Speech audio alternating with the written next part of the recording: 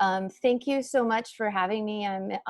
It's a real honor to be here and be able to present the work. My name is Ann YOACHIM, and I'm a director and professor of practice at the Tulane University School of Architecture. And I'm presenting the work that is co-authored by the team of the Small Center staff. And it's a case study of the work that comes out of our center, which is a community design center that come out of the Tulane University School of Architecture.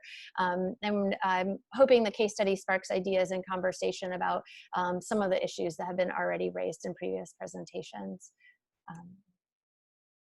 So just a little bit of background. The center itself was founded in 2005, right before Hurricane Katrina here in New Orleans, but it has two primary missions: to provide design services to communities who've been underserved by the design professions, but as important, and perhaps depending on the day you catch us, as important and collectively as important, is to train the next generation of designers and architects to think very differently about how they do their work and what their responsibility is as an architect to society at large.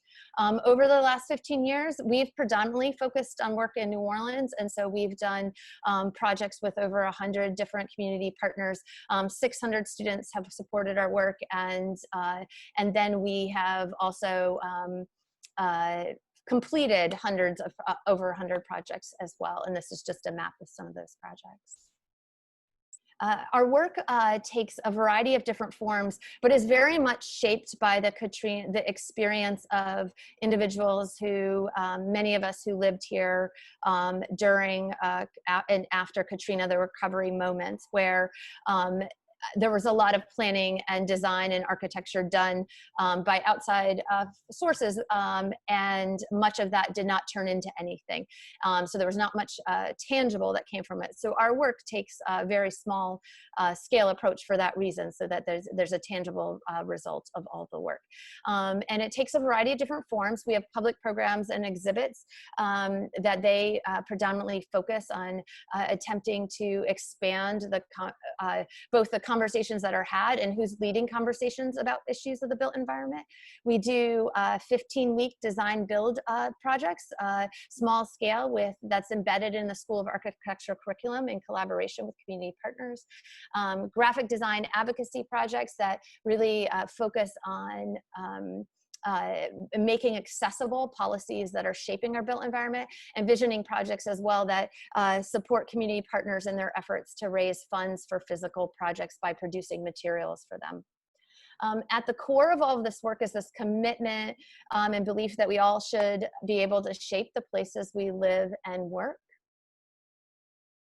And none of this is, of course, without challenge or positionality. I think there was a conversation about, like, what does it mean to be in the academy and to do this work? And I think we are always questioning and trying to challenge ourselves to figure out what does it mean to do this work from the position of privilege that we're in as a part of the Tulane ecosystem. And so all of our work is done in partnership with community, in partnership with community partners.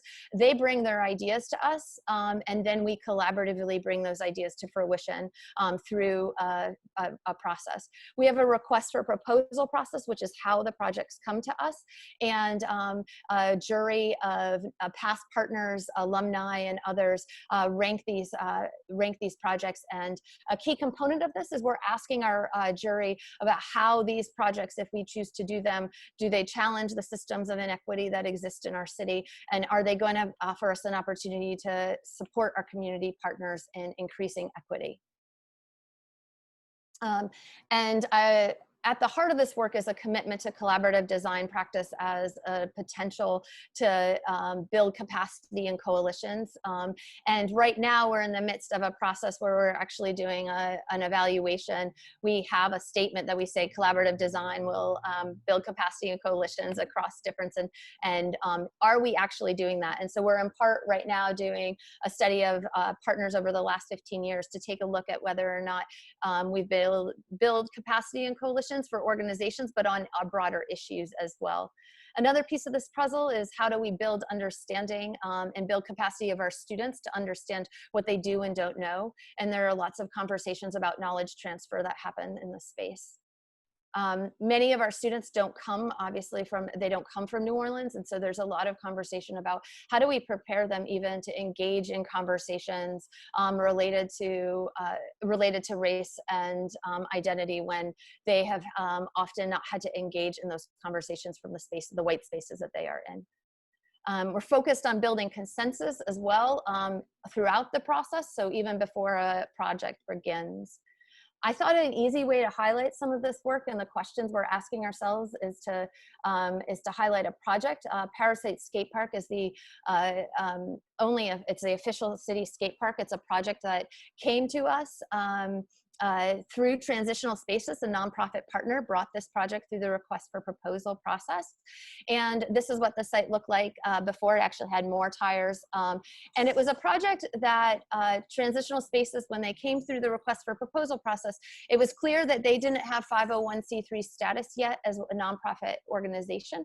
And so the center worked with the organization to help them garner 501c3 status, as well as then we began to work on this project, identifying potential other partners and the challenges that existed.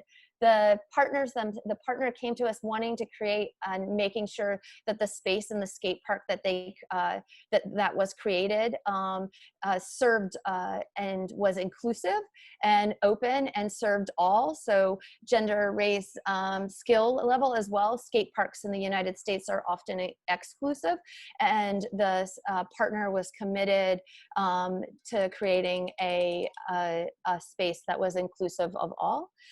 Over time, the collaboration included the Design Center, skaters, the City of New Orleans, and among others.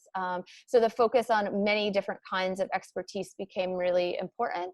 And the collaboration also, people played different roles at different moments in time, depending on when the project happened. It was an 18-month project.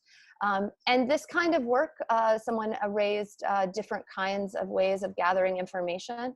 And so we, the partner ran all the community meetings and drove the agendas for all community meetings. We also did skate days and a variety of different tools that were used so that the project that was designed and developed was co-designed with the transitional space partner.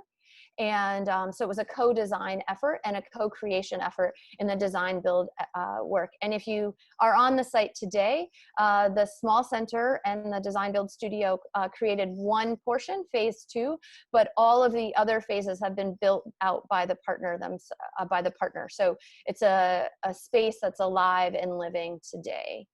And I'll just leave it at that. I think that the idea around the skate park, I left these two as the final slide because I think all of our work is iterative and we're always asking ourselves questions about how to do this work coming from the space of the academy in different ways and asking ourselves questions about how we can do this more critically. And I think that both of these images indicate movement. And I think that to me, that's like the questioning and the movement that has to happen with all this work.